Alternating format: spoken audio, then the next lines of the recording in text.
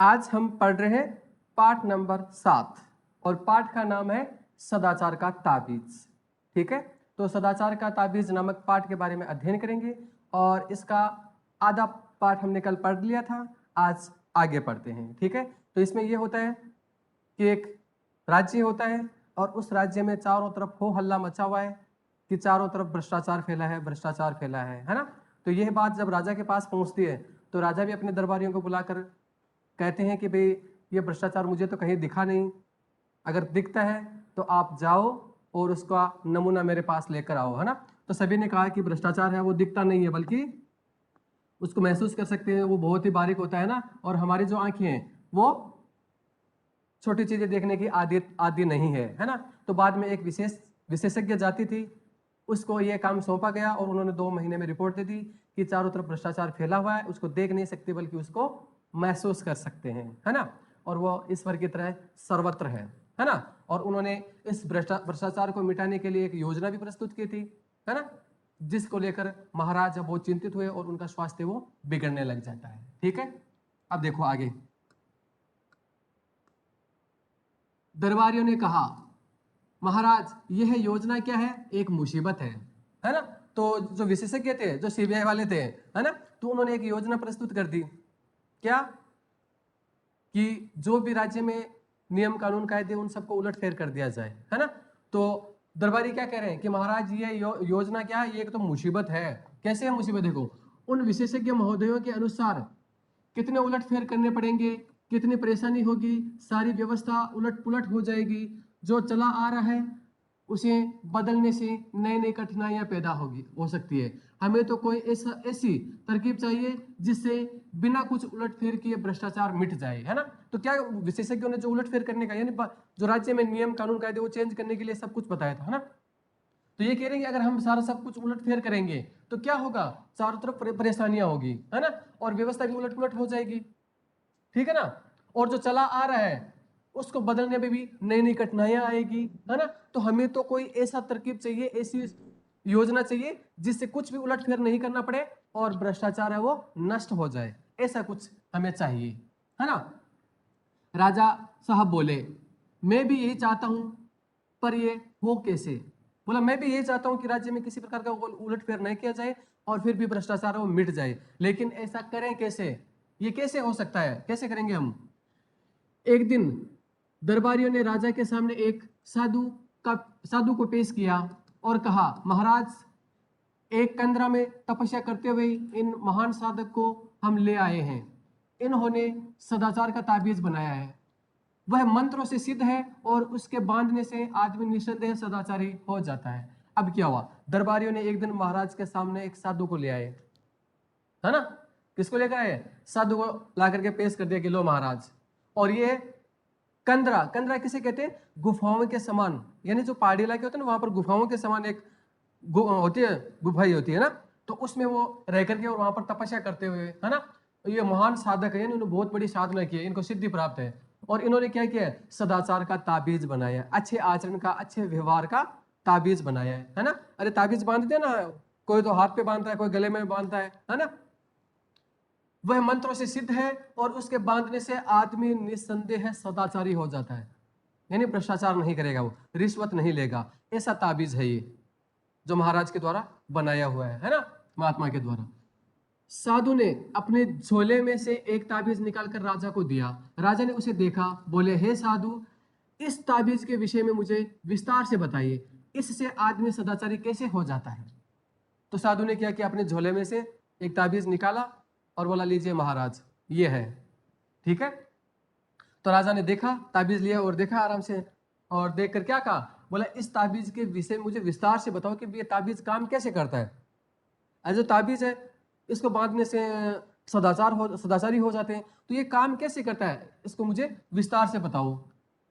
साधु महाराज ने समझाया, महाराज भ्रष्टाचार और सदाचार मनुष्य की आत्मा में होता है। तो साधु महाराज ने महाराज को क्या समझाया, उस साधु ने, उन्होंने समझाया कि हे महाराज, ये जो भ्रष्टाचार और सदाचार यानी अच्छा आचार और बुरा आचरण, ये दोनों ही हमारे अंदर क्या है, आत्मा में होता है ना, बाहर से नहीं आता, ये बाहर से नहीं आता बल्कि अपने आत्मा में होता है।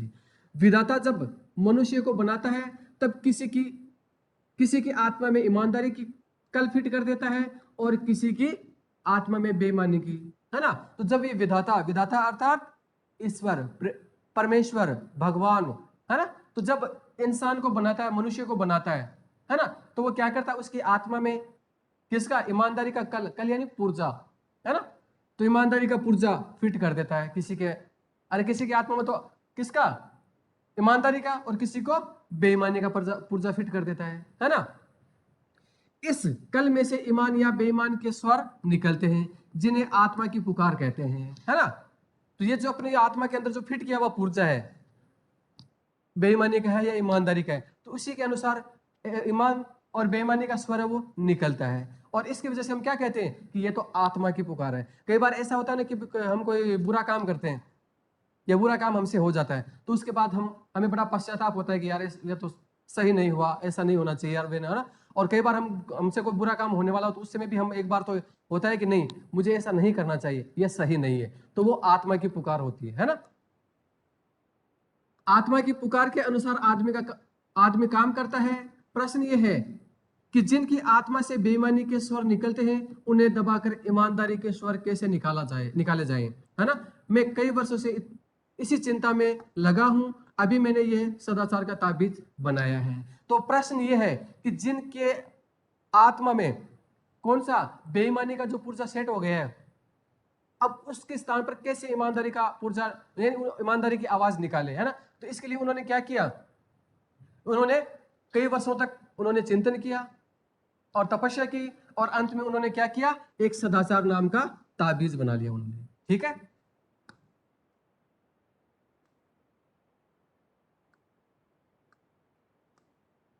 ठीक है, तो सदाचार मतलब काफी वर्षों के, कई वर्षों तक उन्होंने तपस्या की, साधना की, और उसके बाद सदाचार नाम का ताबीज बना दिया गया, ठीक है। राजा ने उत्सुक होकर पूछा, पर यह काम कैसे करेगा, यह भ्रष्टाचार कैसे मिटाएगा। बोला अच्छा, उत्सुकता से और भी जानने की इच्छा हो रही है। बोला अच्छा अच्छा, ठीक है ठीक है, हाँ ताबीज तो बना दिया, लेकिन ये पुर्जा काम, ये जो ताबीज है वो काम कैसे करेगा, और इससे भ्रष्टाचार कैसे मिटेगा, ये भी तो बताओ, ठीक है। साधु महाराज ने आगे समझाया, इसे आदमी की भुजा पर बांध दिया जाता है, जब आदमी की भुजा पर यह बंधा होगा वह सदाचारी हो जाएगा, ठीक है। तो ये ताबीज काम कैसे काम करेगा, आदमी की भुजा पर यहां पर बांध दिया गया, ठीक है, और आदमी की भुजा पर बांधने के बाद वह आदमी क्या हो जाएगा, सदाचारी हो जाएगा, यानी अच्छे व्यवहार करने लग जाएगा, अच्छा आचरण करने लग जाएगा। ताबीज में से निकली सदाचार की यह शक्ति बेईमान आत्मा का गला घोंट देगी और आदमी को ताबीज में से ईमान के स्वर सुनाई पड़ेंगे, है ना। तो जिसके अंदर बेईमानी का पुर्जा सेट है उसको तो क्या कर देगी वो, ये ताबीज की शक्ति है, वो क्या कर देगी, उसका तो गला घोट देगी, यानी उसको तो वहीं दबा देगी, और उसके स्थान पर, बेईमानी के स्थान पर क्या निकलेगा, ईमान का स्वर निकलेगा, ईमानदारी के स्वर है वो निकलने शुरू हो जाएंगे, है ना। वह इन स्वरों को आत्मा की पुकार समझकर सदाचार की ओर प्रेरित होगा, यह इस ताबीज का गुण है महाराज, है ना। तो क्या कहा, अब ये क्या करेगा ताबीज, जो अपने अंदर यानी बेईमानी का जो पुर्जा है उसको क्या कर देगा, सेट कर देगा, वहीं पर उसको दबा देगा, है ना, और वहां से वो क्या निकालेगा, ईमानदारी के स्वर निकालेगा, और इसी को वो आत्मा की पुकार सुन करके और क्या करेगा, पूरी तरह से वो सदाचारी हो जाएगा। यानी सदाचार के लिए हमेशा प्रेरित रहेगा वो, है ना। यही इस ताबीज का गुण है। दरबार में हलचल मच गई, दरबारी उठ उठ कर ताबीज को देखने लगे, तो सारे जितने भी दरबारी थे ना, सब में हलचल मच गई, बोला अरे ऐसा भी कभी कुछ होता है क्या, है ना। तो क्या हुआ, सभी भाग भाग कर जा करके उस ताबीज को देखने लग गए कि भाई कैसा है, क्या है, कैसे काम करता है ना।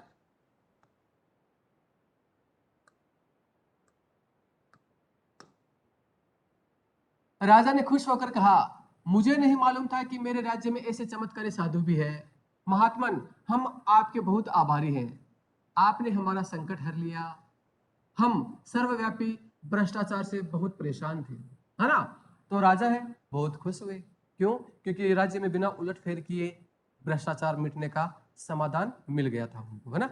तो वो बहुत ज्यादा खुश होते हैं, और उन्होंने क्या कहा, उन्होंने कहा कि मुझे तो ये मालूम ही नहीं था कि हमारे राज्य में भी ऐसे कोई चमत्कारी साधु रहते हैं, है ना। हे महात्मा, मैं आपका बहुत ही आभारी हूं, और आपने मुझे इस संकट से निकाल लिया है ना, मैं हमारा क्या कर लिया, संकट हर लिया, यानी हमारा संकट आपने मिटा दिया, और हम क्या करेंगे, हम जो सर्वव्यापी यानी सब जगह पर स्थित जो भ्रष्टाचार है उसको क्या करेंगे, हम क्या कर देंगे, रोक लेंगे, है ना। उसे बहुत परेशान थे, मगर हमें लाखों ही नहीं करोड़ों ताबीज चाहिए। हम राज्य की ओर से ताबीजों का कारखाना हम राज्य की ओर से ताबीजों का कारखाना खोल देते हैं। आप उसके जनरल मैनेजर बन जाइए और अपने देख रेख में बढ़िया ताबीज बनवाइए। अब वो क्या कह रहे हैं कि भाई हमें कोई एक दो लाखों ताबीज नहीं, हमें करोड़ों ताबीज चाहिए। जो भी राज्य में जितनी भी जनता, जितने भी लोग हैं, उन सबको ताबीज बांधा जाएगा तो भ्रष्टाचार पूरी तरह से नष्ट हो जाएगा। इसलिए आप क्या करो, एक ताबीजों का क्या खोलो, यहाँ पर पूरा कारखाना फैक्ट्री लगा लो, ठीक है, और आप उसके जनरल मैनेजर बन जाओ, ठीक है। और क्या होगा, और आपकी देख रेख में एकदम शानदार अच्छी क्वालिटी के क्या बनने चाहिए, ताबीज बनने चाहिए, ठीक है। ओके, तो साधु महाराज को काम भी मिल गया। एक मंत्री ने कहा, महाराज राज्य क्यों इस झंझट में पड़े, मेरा तो निवेदन है कि साधु बाबा को ठेका ही दे दिया जाए, वे अपनी मंडली से ताबीज बनवा कर राज्य को सप्लाई कर देंगे। ये लो भाई। अब इतने में एक दरबारी ने क्या कहा, अरे बोला महाराज इसको राज्य को क्यों फालतू में झंझट में डाल रहे हो, क्यों संकट में डाल रहे हो, ये जो ताबीज बनाने का ठेका दे दो इनको, ये जहां चाहे वैसा चाहे वैसा वहां बना सकते हैं, और इनकी मंडली तो होती है साधुओं की। अरे साधु अकेले थोड़े होते हैं, इनके और भी साथी होते हैं, मंडली होती है, ग्रुप होता है इनका, तो आप उनके ठेका दे दो, ये अपना बनाएंगे और हमें सप्लाई करते रहेंगे, है ना। लो भैया, फिर मिल गया ठेका।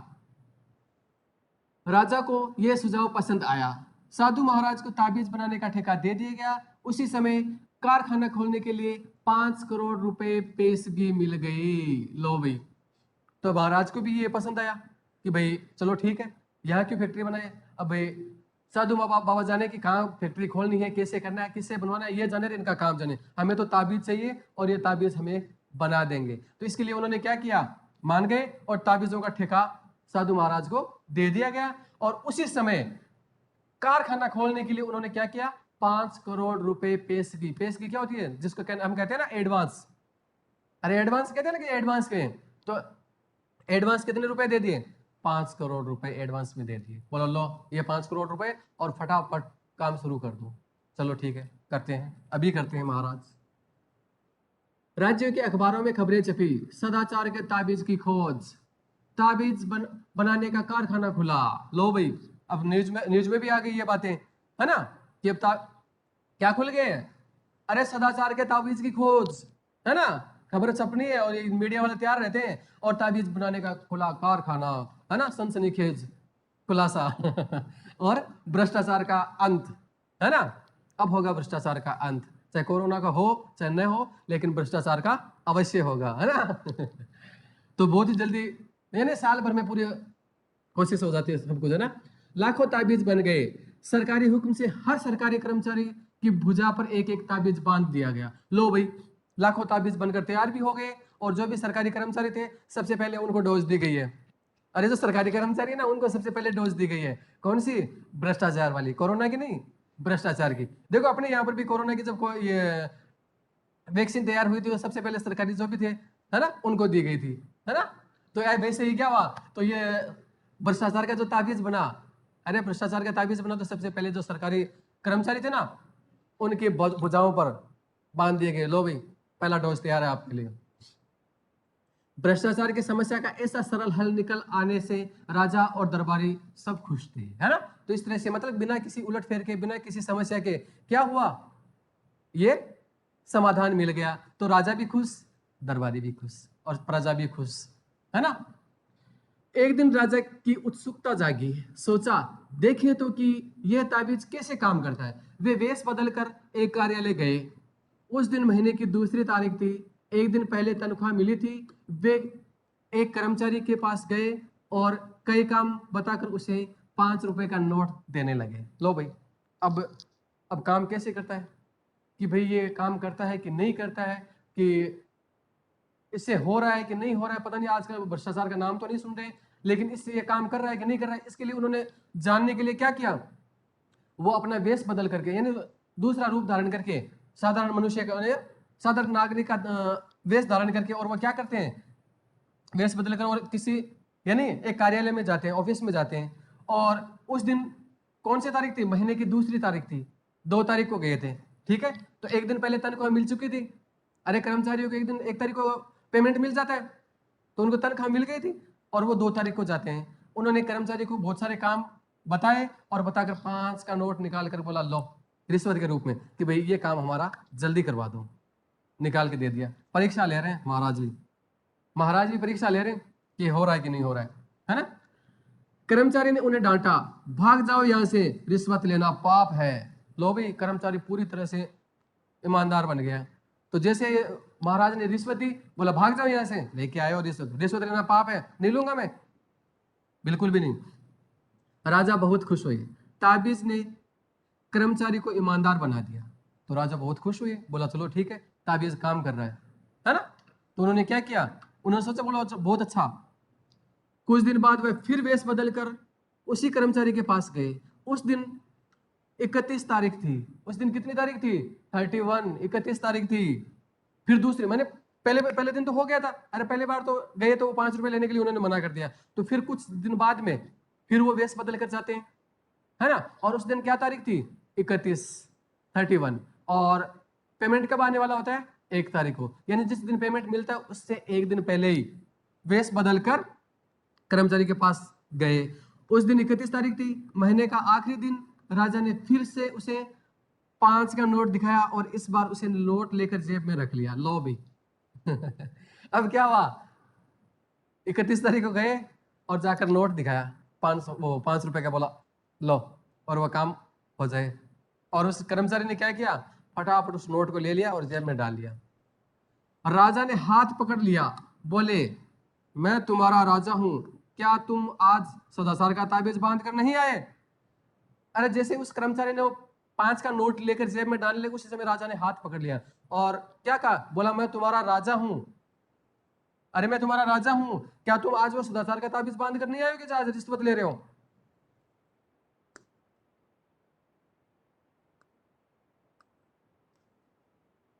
हाँ बांधा है सरकार, यह देखिए।